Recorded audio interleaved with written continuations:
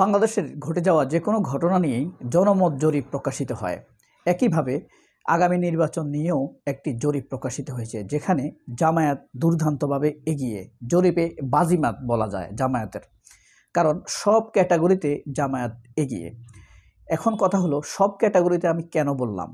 গতকাল প্রথম আলো তাদের একটি জরিপ প্রকাশ করেছে, যেখানে দেখা গিয়েছে জামায়াত এবং বিএনপি প্রায় সমান। বিএনপির অবস্থান 20, জামায়াতের অবস্থান 17। তবে এখানে শুধুমাত্র খুলনাতে জামায়াত থেকে সবচাইতে বেশি এগিয়ে রাখা হয়েছে। তবে জরিপের ভিতরে কিন্তু প্রতারণা লুকিয়ে থাকে, যতই বাজিমাত থাকুক না কেন।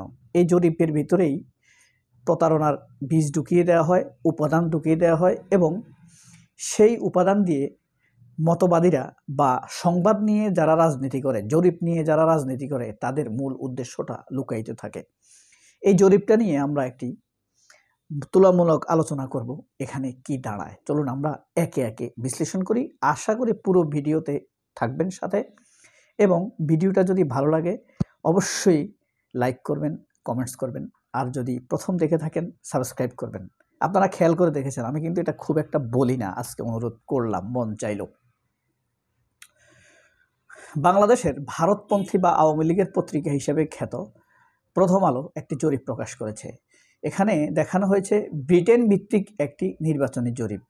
ব্রিটেন ভিত্তিক প্রথম আলো কোনো কিছুর সাথে যুক্ত থাকলে সেখানে ভারত ঘুরিয়ে পেঁচিয়ে ভারত যুক্ত থাকবেই।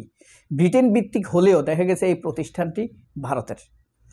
প্রথম আলোকে দেখা গেছে আমেরিকা টাকা দেয়, দেখা গেছে এই টাকাটা ভারতের। বিভিন্ন হাত ঘুরে প্রথম আলোর কাছে আসে, তথ্যগুলো একইভাবে প্রথম আলোর কাছে এসেছে। জরিপটির অবস্থাও তাই, একথা আমি বিশ্বাস করি।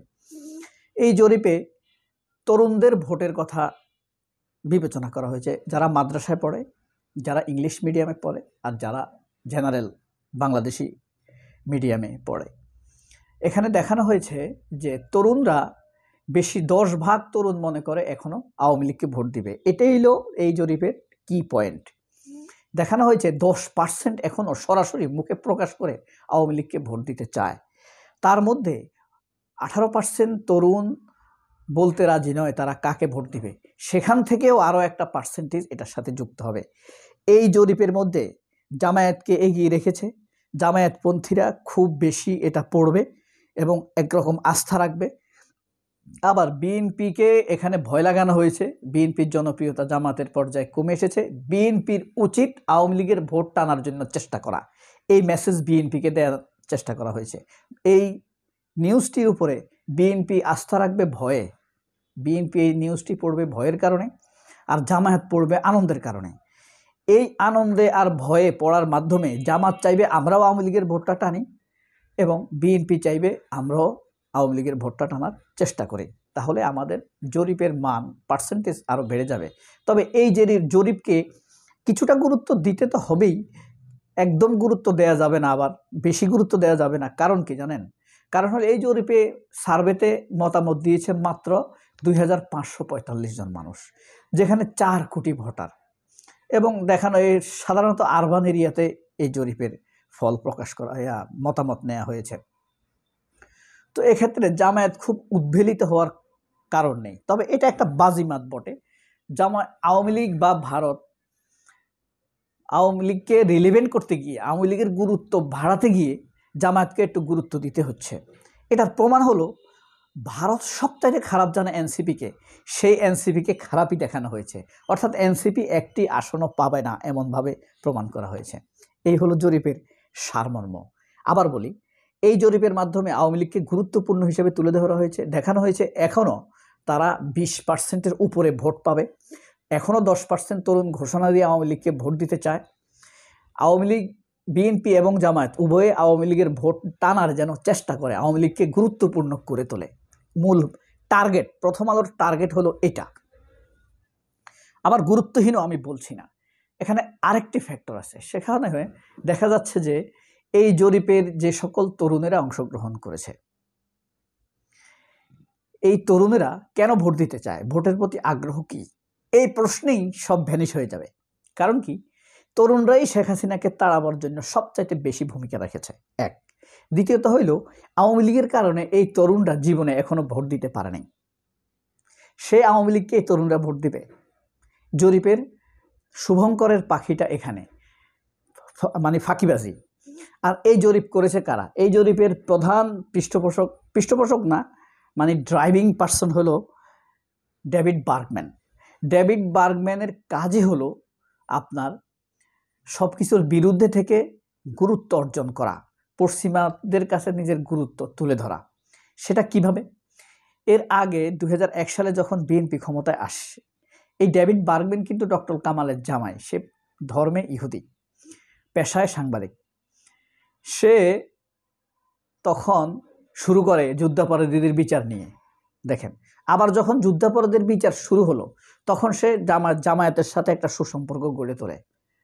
হ্যাঁ, কনসালটেন্সি পারপাস, তথ্য উপাত্ত এবং লবিং পারপাসে বিএনপি এবং জামায়াতের কাছ থেকে সে অনেক টাকা উপার্জন করেছে।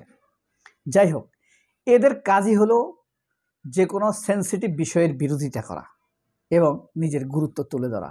এদের স্থাপনা কিন্তু আমাদের দেশে কম না। ধরেন এই আনিস আলমগীর, যদিও আনিস আলমগীর ওই মানের সাংবাদিক না, আনিস আলমগীর, মঞ্জুরুল আলম পান্না, ওটা বালের সাংবাদিকও মনে করি না। খালেদ মহিউদ্দিন, এটা কোনো সাংবাদিক, এক মামদানি সাক্ষাৎকার নিতে পারে না সে, হ্যাঁ, নীতিহীন।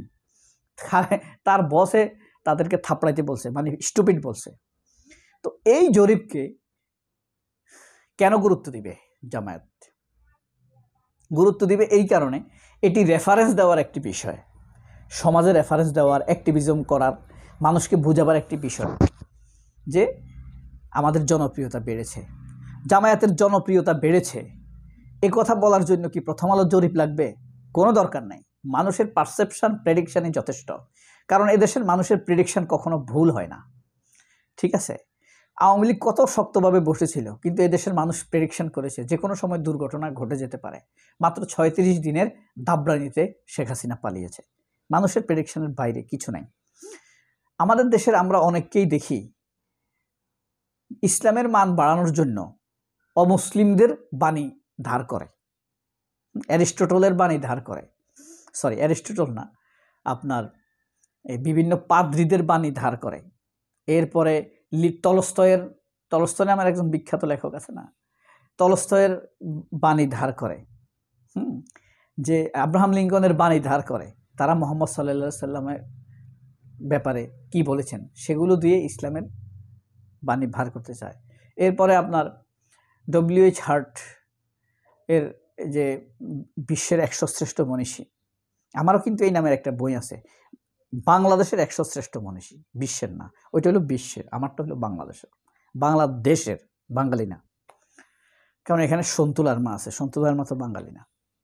তো এই যে এইভাবে তারা আমাদের সামনে এসব পারসেপশন, প্রেডিকশন, তাদের রেফারেন্স দিয়ে আমাদের গুরুত্ব বাড়াবার কিছু নেই। জামায়াত বললে, প্রথম আলো বললে জামায়াত বড় দল, না বললে বড় দল না, এটা ভাবারও কোনো কারণ নেই। তবে এই জরিপের প্রকাশ হলো, এই জরিপের ফলাফল কে যাবে ক্ষমতায়, এটা একটা ডিসাইড করার চেষ্টা করা হয়েছে। এই প্রশ্নের মাধ্যমে কয়েকটা তথ্য দিয়ে দেওয়া হয়েছে। আওয়ামী লীগের ভোটার এখনও আছে, আওয়ামী লীগের গুরুত্ব বাড়ানো দরকার, ভোটের রাজনীতিতে আওয়ামী লীগের এখনও গুরুত্ব আছে, এগুলোই বোঝানো হয়েছে। আপনি নিজেই প্রেডিকশন করুন কে ক্ষমতায় যাবে, কমেন্ট বক্সে লিখুন। সবাই অনেক ভালো থাকবেন। আল্লাহ হাফেজ, আসসালামু আলাইকুম।